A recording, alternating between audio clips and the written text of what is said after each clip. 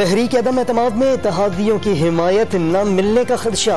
Party रहनुमाओं ने वज़ीर आज़म को इत्तेहादियों के रवैये से आगाह कर दिया। बेशतर मुनहरिफ अरकान भी हिमायत नहीं करेंगे। वज़ीर आज़म को ब्रीफिंग। हुकूमत का अवामी और अदालती महाज पर जिद्दोजहद तेज करने का फैसला।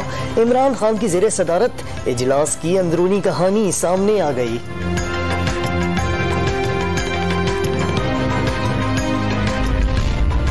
कोई गलत फहमी में न रहे, किसी सूरत इस्तीफा नहीं दूंगा।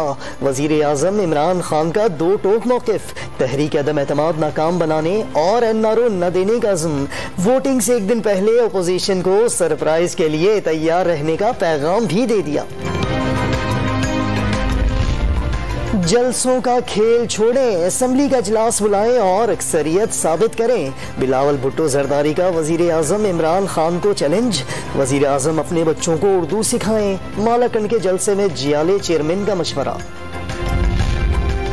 चीन के वजीर खारजा वांग जी की army chief general Qamar Javed Bajwa से मुलाकात। बाहमी दिलचस्पी के उमूर और इलाकाई सलामती पर बातचीत।